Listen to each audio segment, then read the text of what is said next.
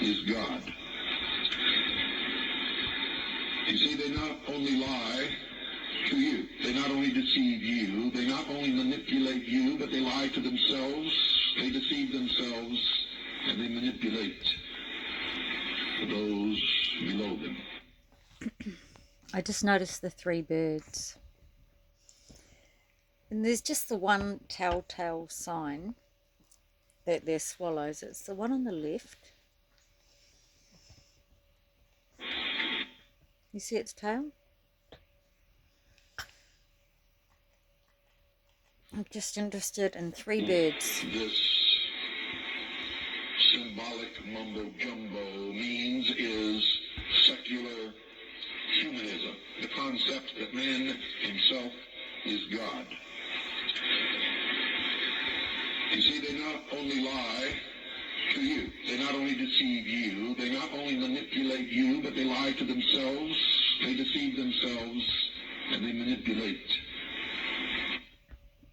Yeah, 3 birds.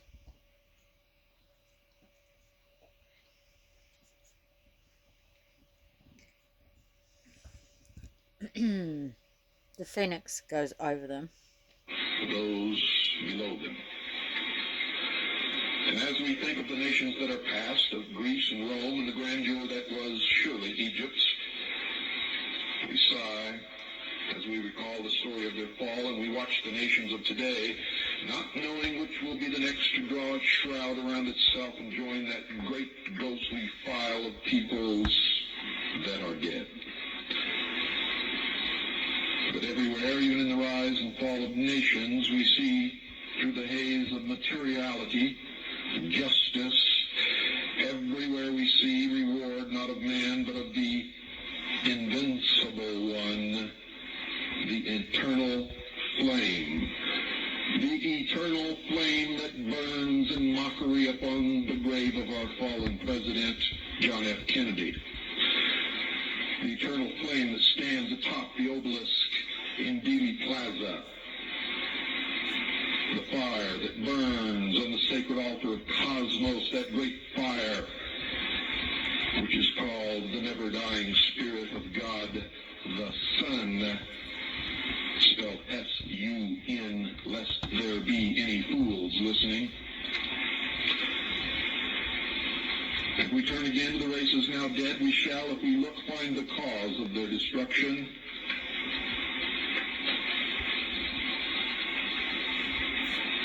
It's not difficult. It was a loss of morality, the disintegration of the family, the proliferation of greed, selfishness amongst those who were supposed to serve the government or the public.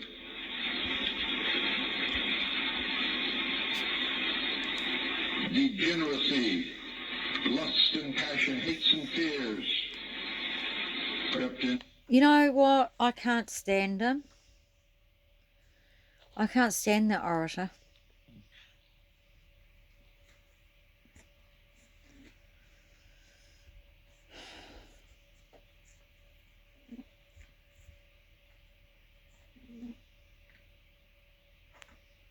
It's vain ego.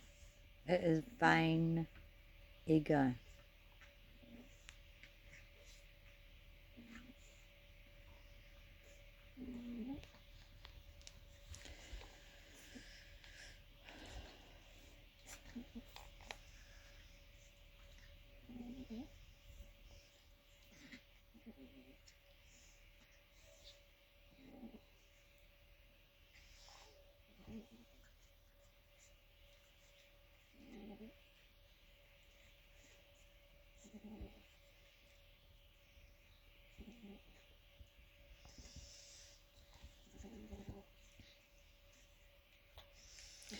Okay.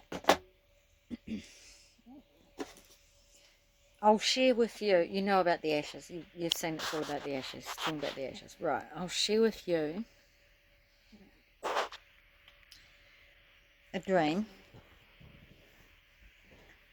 I've not forgotten. about the ashes.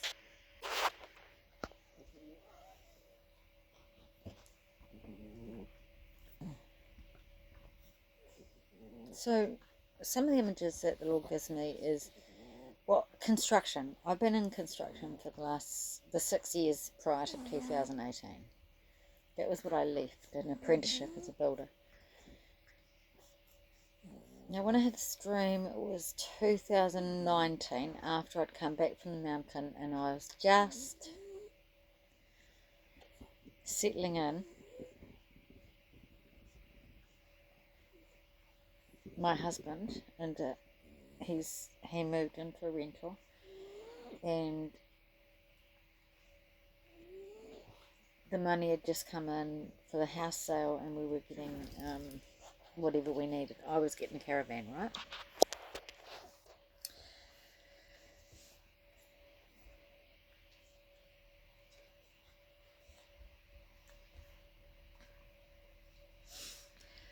It was just prior to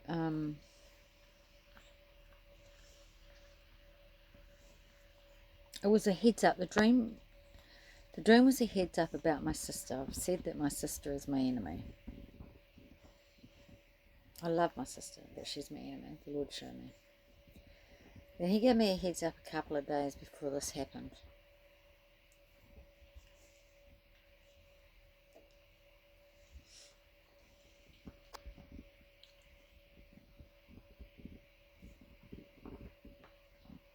It's almost a year ago to the day. It was a month difference. That my mother had passed away in 2018, and my sister's executor to the will. Now there was just some rings, and she was in charge of distributing these rings.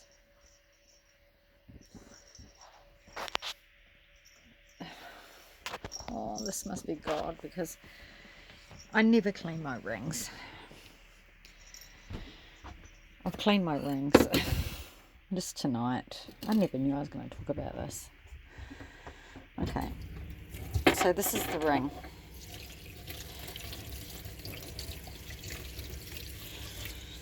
And this is about Freemasonry, of course. So that there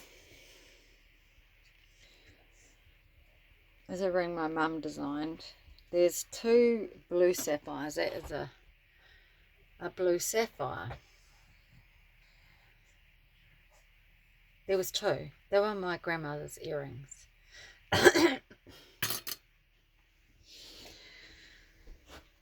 So that's the ring I got. There was 2 in it. My mum had made 2.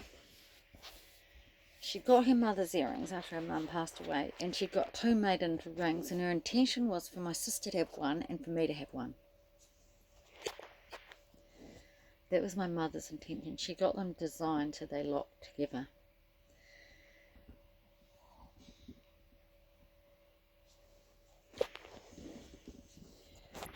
Well,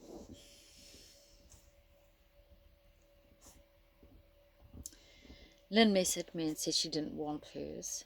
She didn't want this. You know, like, it's just... You couldn't count the number of daggers and knives that she's put into my heart. So she didn't want this ring. This thing that my mother intended for us 2 sisters to have. She didn't want it. And she'd decided to give that ring to my daughter Amy.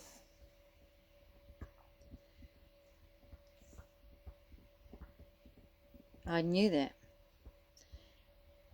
For some strange reason, I hadn't seen my daughter. She decided she would visit, and I hadn't seen her for a long time. And I know now it was because I had money. She knew that we had money. So what happened was, I was concerned because she was going to give the ring to my daughter Amy. What is it, miss? Mister, is it you barking? What is that?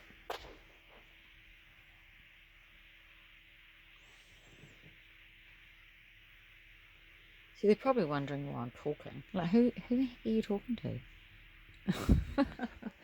It's nothing. Don't worry about it.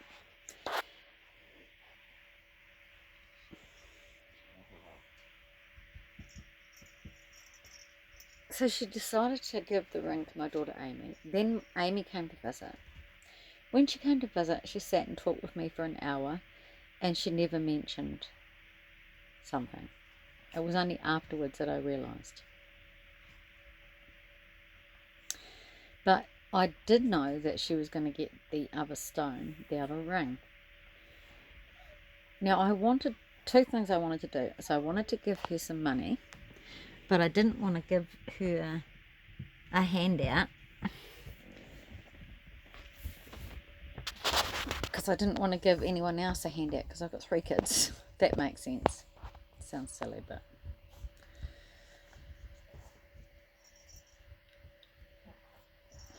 I also knew that, you know, she's unwell, she's unstable, and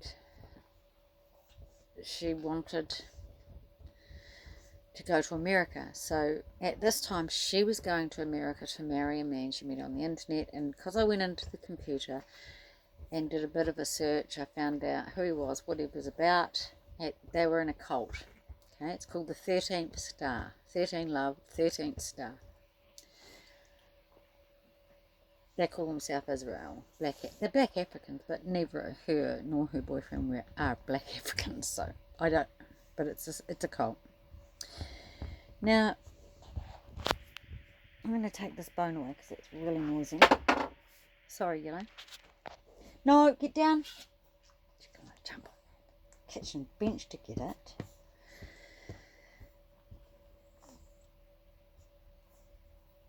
So my thinking was, oh, it's very nice that she's got the ring. So now it's mother and daughter have got these rings that lock together that my mum had designed.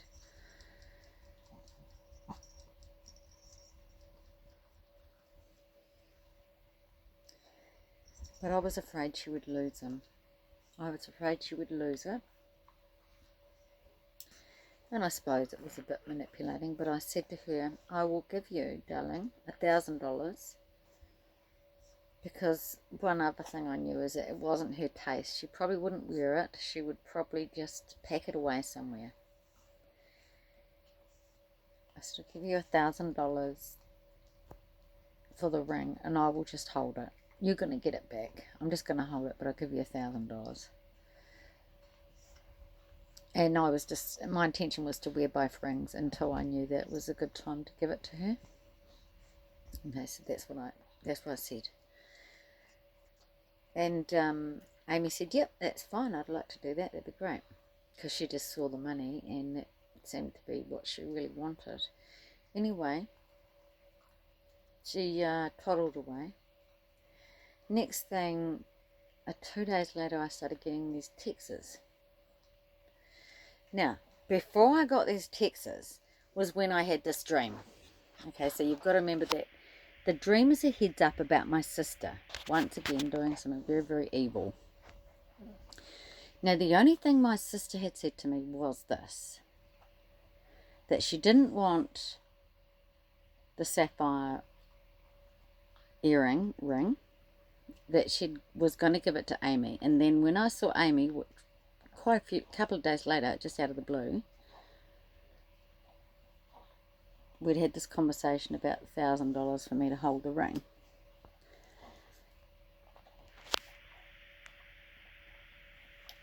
Well, that's when I had the dream. And I knew from the dream, the beginning of the dream, that it was going to be a trap. So that's, when I share this dream, you'll understand that that's why my sister's in it, and it was a trap. The Lord gave me a heads up that she was going to set a trap, and she did. So, first I'll tell you what the trap was, and then I'll tell you the dream, because the dream is relevant because of these ashes. The ashes that the phoenix comes out of, okay? I'm sure it is. There's 2 parts to the dream, and the second part is more about the ashes and the portals. I have 2 dreams that involve ashes. Piles of ash. So how this was a setup, and it just shows there's some The Lord's going to redeem my daughter, but there's absolutely no chance for my sister. I know that. So then I started getting these text messages from my daughter Amy.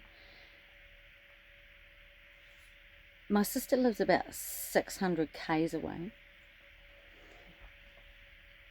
And I realised that she's down at my sister's house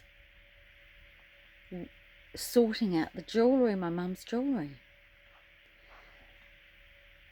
So Lynn had not said that she was going to get Amy to help sort out the jewellery. I'd only seen Amy a couple of days before. She'd not mentioned that she was going to my sister's. In fact, what happened is they were both aware of it. My sister had paid for her to fly down there, which is, it's $300-400 to fly down there. And then I think she may have put her on a bus home. So now I was getting these messages from my daughter, who was down with my sister at her house sorting out this jewellery. And she's sending me all these pictures of this jewellery because Lynn or her, neither of them know what rings what, who got what ring, how did Mum acquire these rings. And because I've always, really I was the one that sat and spent more time with my mum, I had all the answers. So when they sent me the photographs, I just said, yeah, well, that's her grandmother's ring. That's just a junk ring. I know when she bought that. Her first husband gave her that. Things like that. I could identify the rings. And I did that. I helped them out. I did that. And there's all the girls in the family got rings. I don't know what Lynn got. I don't really care. So I got that one sapphire ring. And I thought that Amy was going to give me the other ring to hold on to look after, right? At that stage. Then the next day, she, I believe, was on a bus. And she was messaging me on the bus, texting. And she says to me that I was trying to cheat her out of her ring. And that I owed her $15,000 in compensation for putting her through a assessment for her through the Mental Health Act, which I'd done the year before. She had to spend a week being assessed the year before I went up the mountain.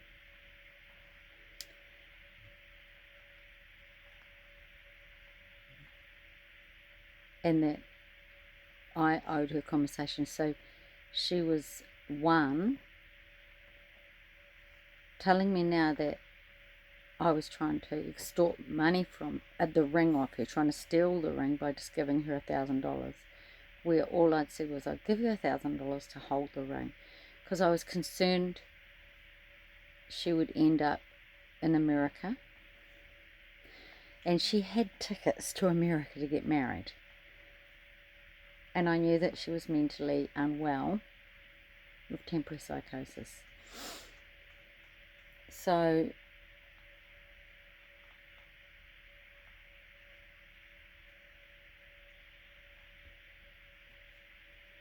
it was a difficult situation. And I went from having a really good experience meeting my daughter and having not seen her for quite a long time, and discussing the ring and her thinking it was a good idea, because she herself didn't want to lose it or take it overseas with herself, and just taking something like that overseas. And she was quite agreeable to this mess. 3 or 4 days later, I was in this mess now with her. She completely flipped, and she just spent that time with my sister. So I believe she probably said something to my sister, and my sister's poisoned her, but she's not rational, my daughter, at that stage. And it was enough for her to flip and turn around and say I was trying to extort the ring off her and steal the ring off her, which I just left. I never tried to explain. But she got angry because I said, well, if I can't hold and look after the ring, then I'm not going to give you the $1,000. Because she expected to still get $1,000. And that's when she turned and she said, you owe me $15,000 to compensate for what you put me through, putting me in the assessment at the mental home last year. Well, I completely needed to do that. She thought that her mother, and that's me, and Marty were going to murder her. So there was something wrong. But so that's how evil that whole situation was. That the Lord told me it was going to happen in this dream. I got a heads up. Now I'm going to share the dream. So in between seeing my daughter and talking to her about keeping the ring, giving her the $1,000, and when she left, I had no idea she was going down to my sister's house to actually sort out the rings. I thought my sister was sorting them and just sending them up. I had a dream. And I started this by saying that I'm in construction, that I had been previously in the construction industry. So that's why the context is this. So I'm in a place that it's like a theatre. Now, before the earthquakes, there were some beautiful theatres, like Theatre Royal type theatres. And I had done up the town hall,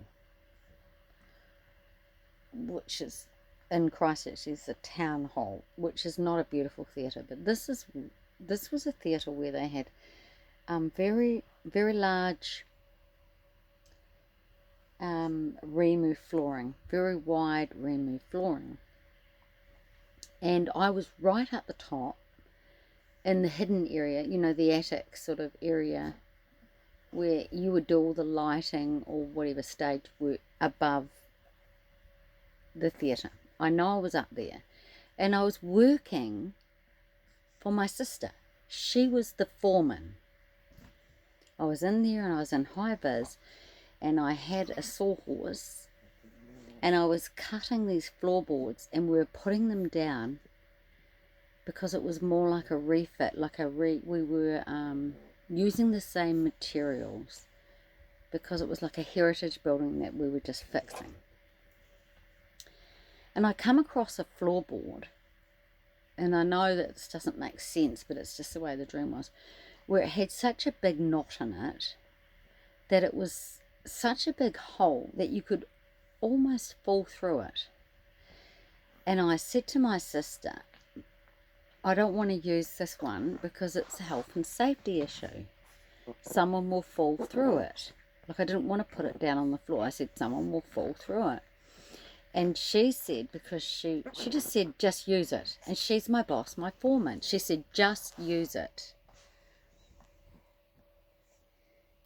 And like a good employee who's under someone in charge, she was in charge of me. She was the boss of me. I laid it. And guess who fell through it? Me. I laid the board because she told me to, and then it was me who fell through it. And when I fell through it, I fell through head first. And I'm falling, and it's dark, but my eyes are open, and it's happening almost in slow motion because I can see where I am. That's when I know for sure that's how come I know I'm in a theatre. Because there's rows and rows of seats, velvet seats, just like your traditional theatre when you get up and your seat springs up. and it's full of people, and they're all facing a certain direction, and I can see them, they're all facing me, and there's also some in front of me, and I land.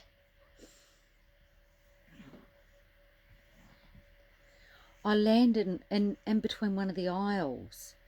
Like, there's people in front of me where I land, and people behind me, the back of seats and the front of seats. Oh, poor Michael, he's just fallen over. You okay? You right? Come here. Up again. Oh, he's too small to jump up.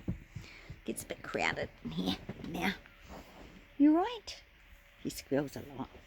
Oh, don't be scared, mister. Yeah, I know. You right? No. He's a wee bit active at the moment. So I land, but I land on my head, and my neck turns as I crumble to the ground, and my shoulder bends, you know, like it's full force, and I just like bend like a J, if you could picture it. And I get up, and I'm not hurt. I can't believe I can remember this so clearly. It's 2 years ago I had this dream. And I get up and I'm not hurt. It feels like yesterday I had this dream. And it's like nobody notices me. Nobody notices me. There's no way they could have missed it. I know that the lights were down because there was a performance on. But there's no way you could miss someone who falls from the roof and into the aisle, in between chairs like that. But nobody notices me, and I get up, dust myself off, and walk forward. Oh, I'm getting cramp in my leg. What the heck? Anyway, I walk down the aisle in front of all these people,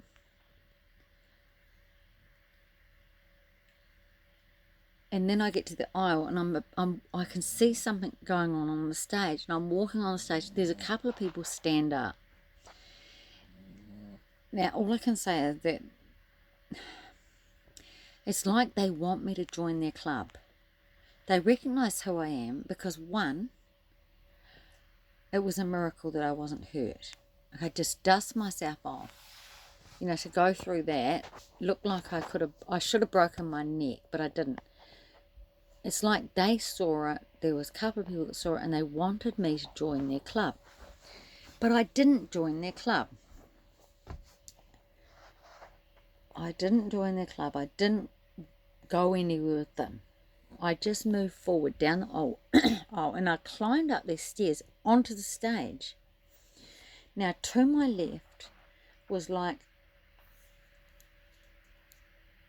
it was like a quartet. It was a band playing. There was 3 people. I don't want to say what instruments because I don't think it was important, but it was sort of like a saxophone and maybe a bass, something else, like more classical type instruments. There were 3 playing, and I caught the eye of one of them as I climbed up, and I saw his eyes flick. He was facing me, and he was on the... how can I do this? Because I was moving up. Okay, so let's just picture me going up. I'm on the left of the stage going up those stairs. The quartet's on the left.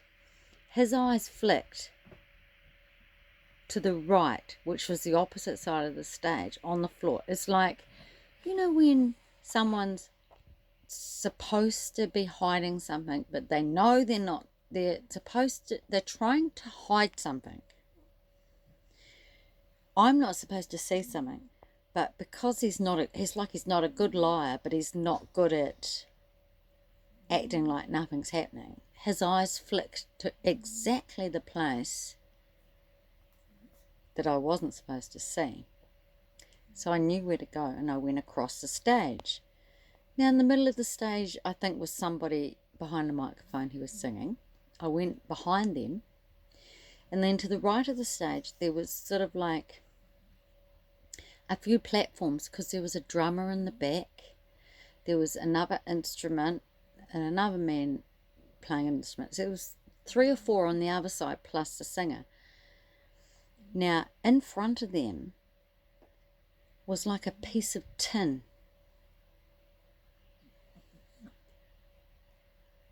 And what had happened is, as I fell through the ceiling, something had been going on that stage. Something had been going on the stage. It was theatre. There had been something going on, and I'd fallen through the ceiling and then walked down the aisles, down through the rows of the seats and straight up the stage, saw the man on the left. He showed me where to go. I went across the stage and I saw this piece of tin. And I knew that, looking at the ones in the band behind that piece of tin, they looked like they were hiding something. They had covered it up, quickly covered it up.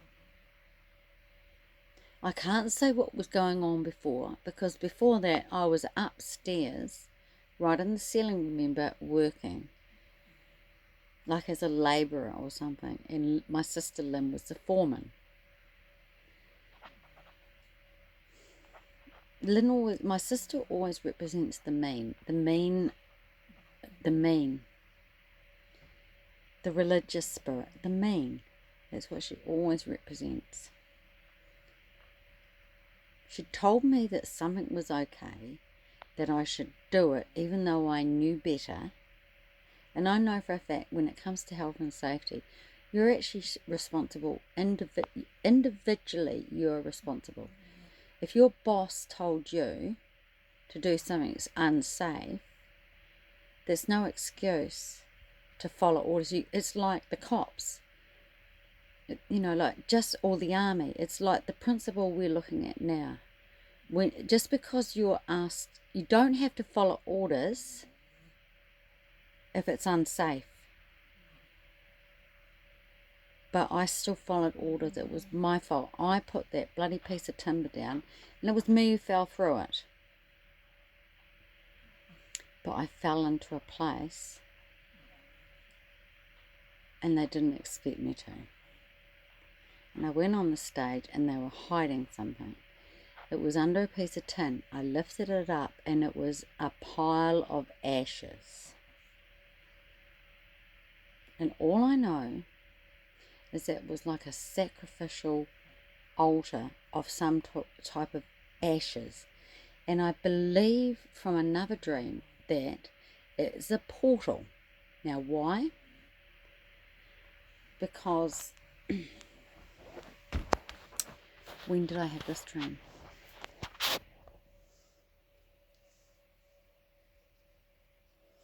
I don't know if it was before or after. It'll be in my books. The second dream involves family, and it involves the mean as well.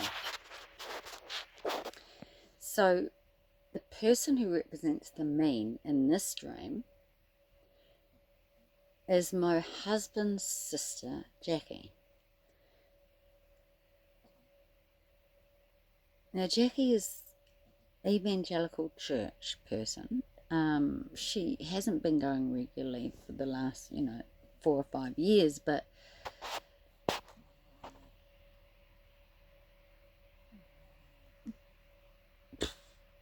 I felt, before I got woken up and told to go up the mountain, that she had a personal relationship with Jesus. She says she talks to Jesus in the shower, and she has a son who's very evangelical, who's always been a youth pastor. So she seemed like, but in this dream, that's not what the Lord's showing me. The Lord is showing me her sin and what she doesn't like. I'm in her house cleaning. She's a meticulous person who does not like dirt. She won't have a dog, and she doesn't like the grandchildren and the mess they make. She loves the children, but she doesn't like the mess. And it just seems funny that I'm in the house cleaning. I'm going to have to say this quick. I've only got 2 minutes. She has like a glass table, but it's really a fish tank. And inside there is like a dirty plant with roots. I pull the plant out, I siphon out the tank, I put clean water in, and then I put the plant back in, and it's dirty again because there's dirt in the roots. Anyway, I put the lid on. I go over to her couch. Down the side of her couch, you know how people have crap all falls down the side of their couch? Well, she had dirt all down her couch. There's no way her home would be this way. But that's how it was in my dream. The Lord was showing me it was filthy. I found a stuffed telephone, like a kid's toy. And it was a soft toy, but it was a telephone. She walked in, and she was very angry because I had touched her telephone. Now, I know what the sin is. She's a gossip, and she's on the telephone all the time. And she's mean.